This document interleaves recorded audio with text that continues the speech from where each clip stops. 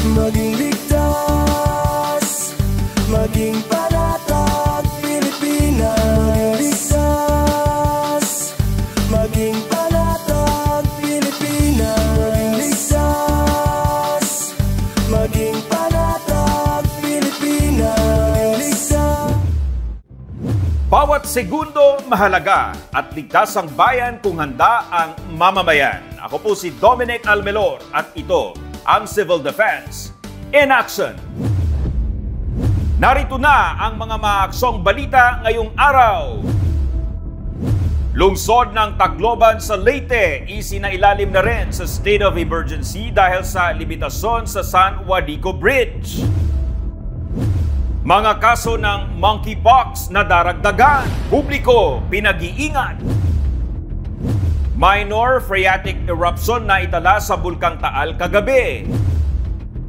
At hygiene kits ipinamahagi ng inyong OCD Region 9 sa mga pamilya na apektado ng pagbaha sa Zamboanga Peninsula.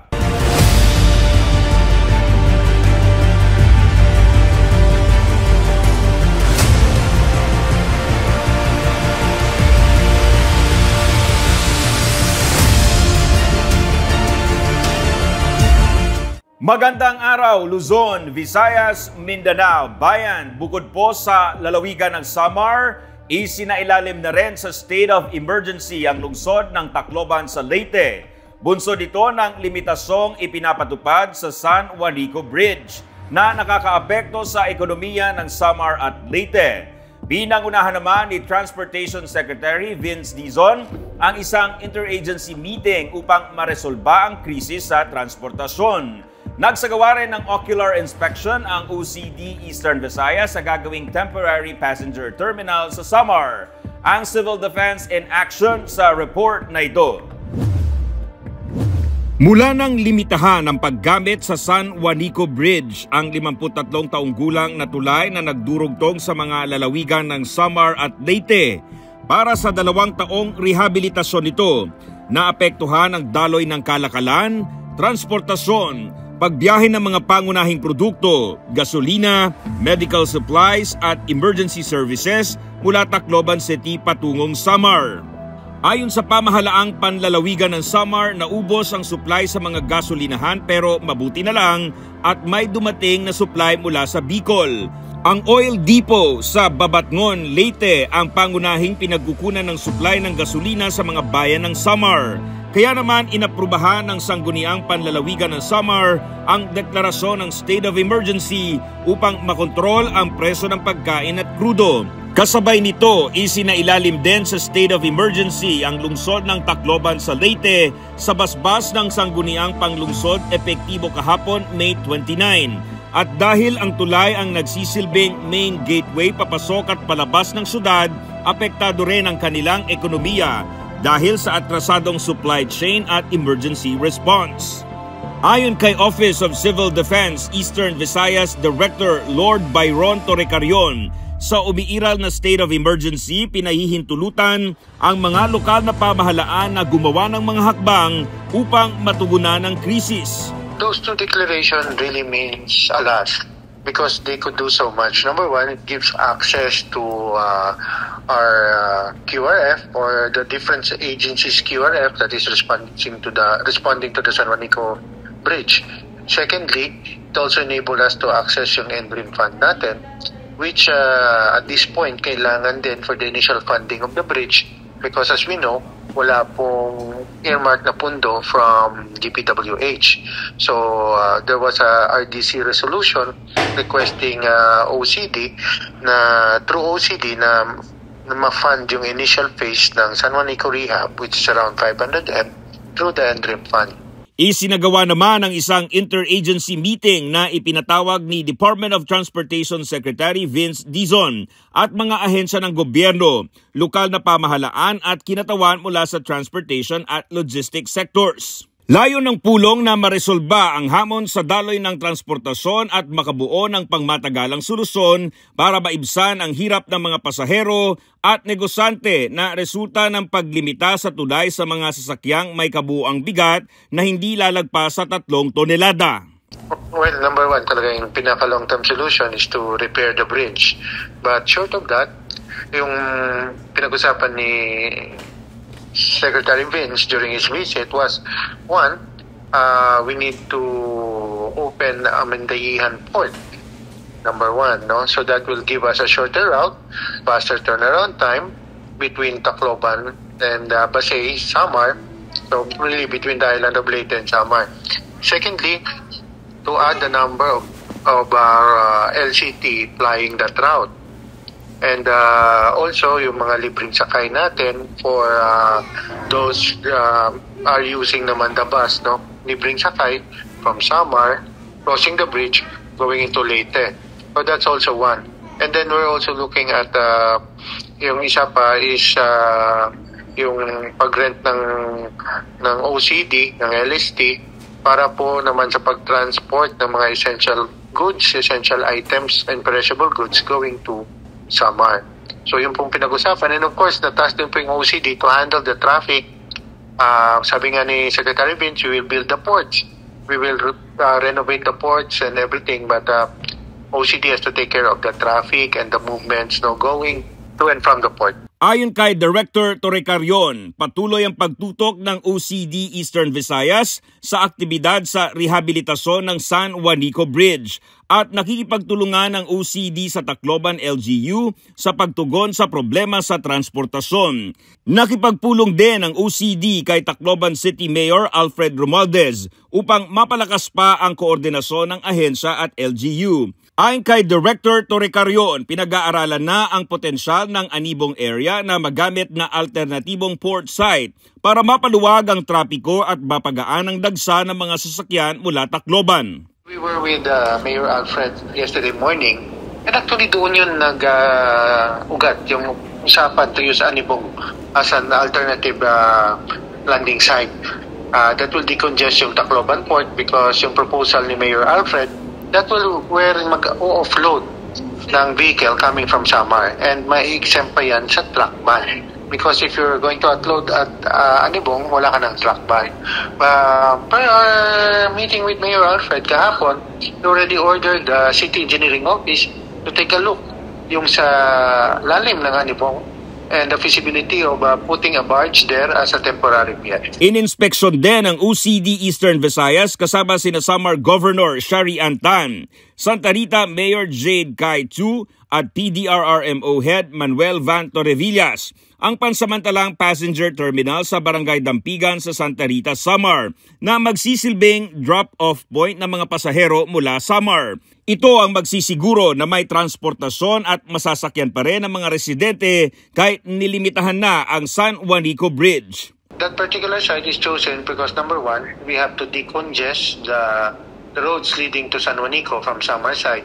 Because even if na-decongest na natin dito sa Leyte side, may konting build-up pa doon sa Samar side because they used to drop yung passengers sa libreng sakay at the foot of the bridge, which is not conducive for traffic management. That's why, together with Governor Tan of Samar, together with the LTFRB, we have identified lalagay po natin sa may Santa Rita yung temporary terminal.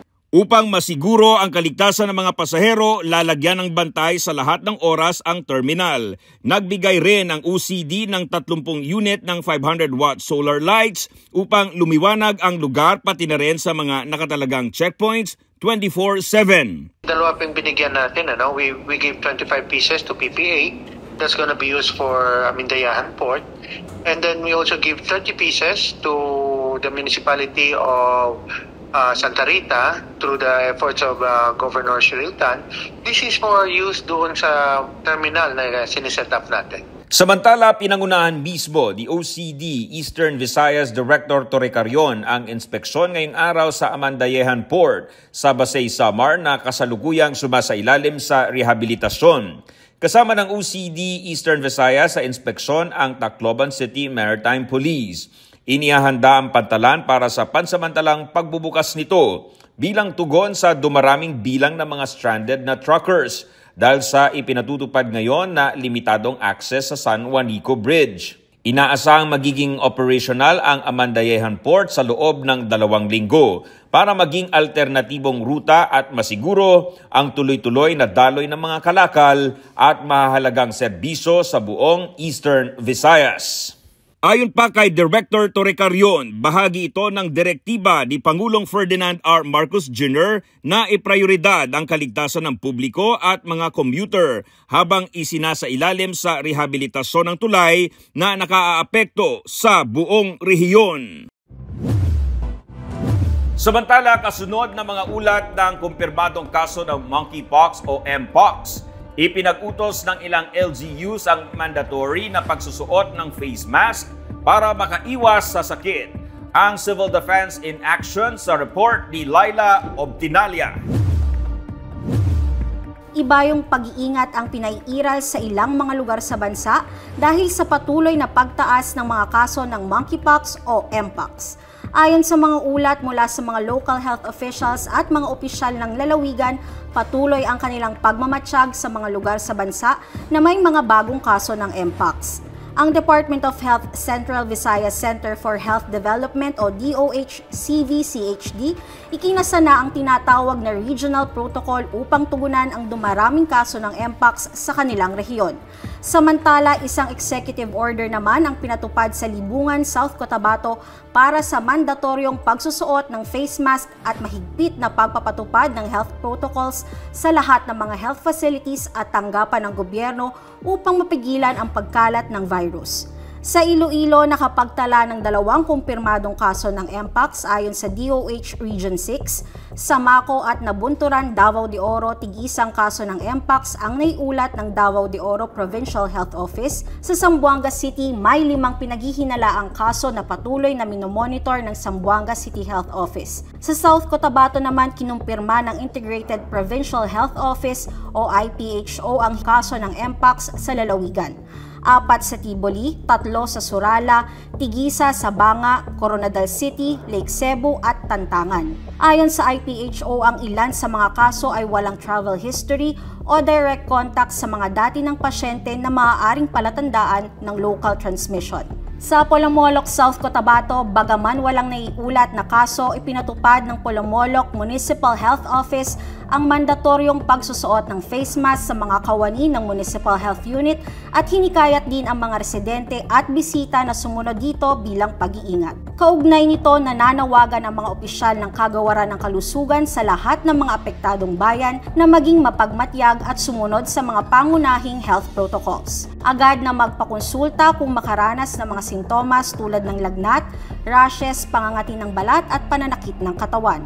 Ihiwalay ang sarili sa iba pansamantala kung may nararamdamang sintomas. Magsuot ng face mask lalo na sa mga matataong lugar, umiwas sa pisikal na kontak sa mga may sintomas ng sakit sa balat, panatilihin ang kalinisan sa sarili at sa kapaligiran, sumunod sa mga health advisory at abisong ipinalalabas ng mga lokal na pamahalaan at mga tanggapan ng Kagawaran ng Kalusugan. Samantala, pinawiri ni DOH Secretary Ted Herbosa ang pangamba ng publiko sa mga naitalang kaso ng Mpox.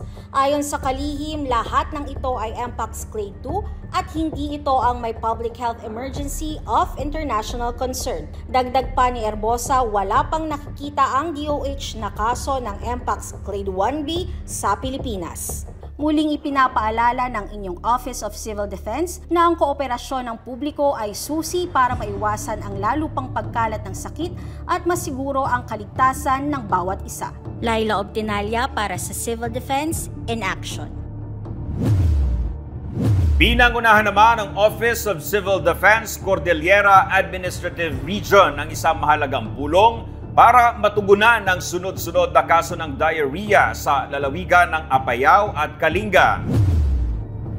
Ayon sa Department of Health Center for Health Development CAR, nasa higit 222 na ang kaso na naitala mula May 23, habang patuloy ang beripikasyon sa iba pang mga naiulat na kaso. Agad na nagbigay ng gabay si OCD CAR Director at Cordillera RDRRMC Chairperson Albert Bogol sa mga kasaping ahensya at lokal na pamahalaan upang mapigilan ang paglala ng sitwasyon. Iniutos din niya ang agarang paglunsad ng agarang medical and logistical support para sa mas mabilis na pagtukoy at pagkumpirma ng mga kaso. Sa ilalim ng Code White Alert, nakipag-ugnayan na ang DOH, CHD, CAR sa Provincial Health Offices ng Apayao at Kalinga para maipadala ang mga water, sanitation, and hygiene supplies at iba pang health emergency commodities sa mga apektadong komunidad. Iniutos din ni Director Bogol ang paggamit ng LDRRMFs at Quick Response Funds para sa pagpapatupad ng preventive measures at pagpapalakas ng educational campaigns hinggil sa diarrhea. Pinaghahanda na rin ang logistics cluster sa posibleng paghahatid ng mga specimen papuntang Research Institute for Tropical Medicine o RITM para sa confirmatory testing. Naka-heightened alert naman ang Cordillera RDRRMC Emergency Operations Center para tutukan ang response activities at matiyak ang maagap na pag-uulat at pakikipag-ugnayan upang maiwasan ang pagkalat ng diarrhea sa rehiyon.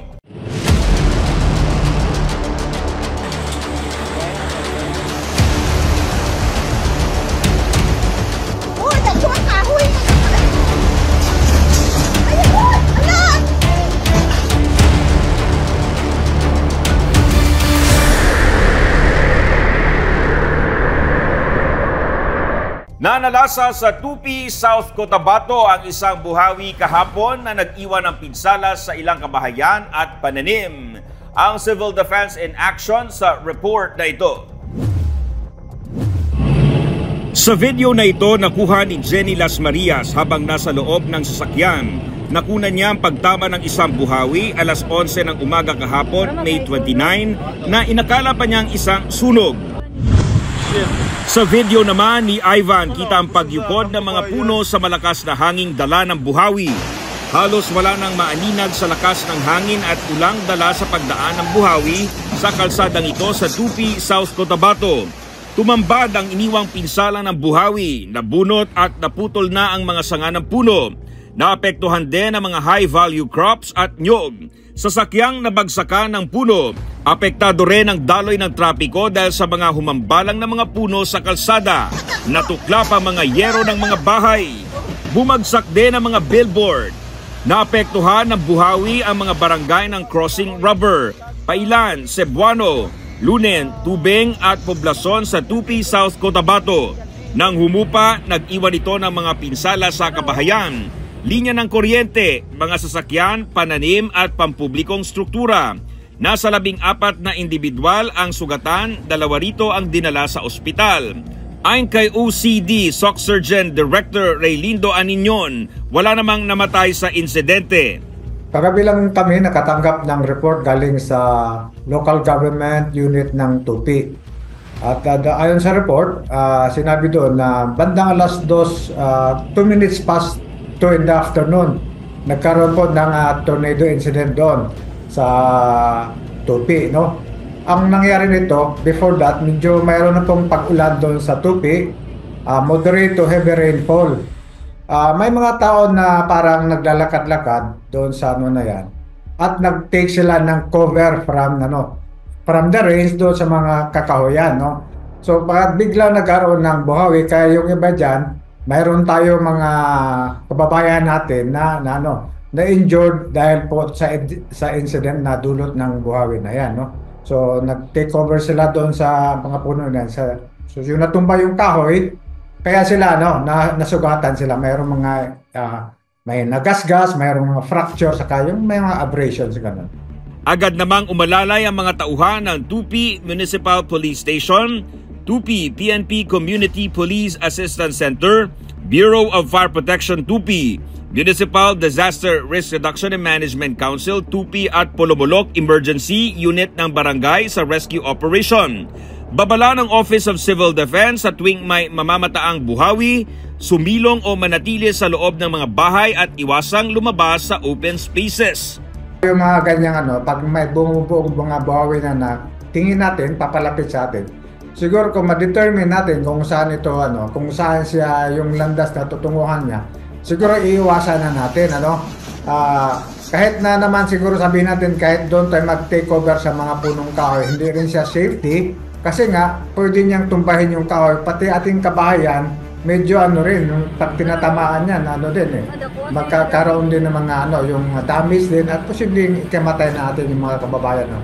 So ang tingin ko dyan, siguro ang gagawin natin maigi para makaiwas sa mga sakuna, dulot ng buhawi. Siguro iwasan natin yung direct path niya at kung saan natin ma-determine kung dadaanan niya, iwasan na lang po natin. Prioridad ngayon ang clearing operations sa National Highway para balinin sa mga putol na puno na nagdulot ng mabigat na trapiko. Nakapagtala ang PHIVOLCS ng minor phreatic eruption mula sa main crater ng Taal Volcano Island pasado alas 9 kagabi. Nangyari ito sa pagitan ng alas 9:18 at alas 9:22 ng gabi. Nagbuga ang bulkan ng puting usok na aabot sa 1,500 meters ang taas na nakuna ng thermal camera ng Buko Observation Station at ng IPO Internet Protocol Camera ng Lower Kalawit Observation Station. Nananatili naman sa Alert Level 1 ang Bulkang Taal. Nakipagpulong ang Office of Civil Defense sa Asian Disaster Preparedness Center kaugnay sa climate change at mga proyektong bubuuin bilang pagtugon dito. Samantala, nakipagkasundo ang OCD sa isang educational institution para sa pagpapalakas ng disaster risk reduction and management efforts ng bansa. Ang Civil Defense in Action sa report na ito. Pumirma ng isang kasunduan ang Office of Civil Defense at Asian Institute of Technology o AIT sa layong paigtingin ang disaster risk reduction and management efforts sa buong bansa. Pinangunahan ito ni OCD Deputy Administrator for Operations Assistant Secretary Cesar Idio. Ayon kay ASEC Idio, nagpapasalamat ang OCD sa pagkakataong matuto mula sa institusyon. Dagdag pa niya, patunay ang kasunduan na posibleng magtulungan ang pamahalaan at akademya tungo sa isang mas ligtas at matatag na kinabukasan. Sabi naman ni AIT President Pai Chi Lee, ang Memorandum of Understanding ay isang malaking hakbang para palakasin ang kanilang pagsisikap sa paghahanda at pagbabawas ng epekto ng kalamidad at ang kanilang kakayanan.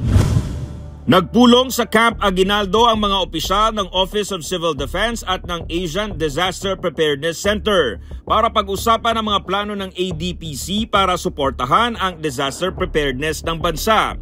Kabilang sa mga inisyatiba ng ADPC para sa Pilipinas ang partisipasyon sa Global Cooperation on Climate Change Adaptation and Resilience sa pakikipagtulungan ng Department of Finance, orientation sessions kaugnay sa Green Climate Fund o GCF at talakayan kaugnay sa paglalagay ng isang monitoring system para sa climate financing. Napagkasunduan din sa pulong ang pagkikipag-ugnay ng ADPC sa OCD para sa pagbuo ng 2 proyektong maaaring pondohan ng GCF. Nag-courtesy visit naman si OCD Deputy Administrator for Administration Assistant Secretary Bernardo Rafaelito Alejandro IV kay Philippine Air Force Chief of Air Staff Major General Ulysses Marquez sa PAF Headquarters sa Villamor Air Base sa Pasay. Dito ay tinalakay ang pagpapalawak ng mga warehouse at tanggapan ng OCD sa loob ng mga base ng Air Force at ng Tactical Operations Group para palakasin ang logistical support para sa social-civic activities.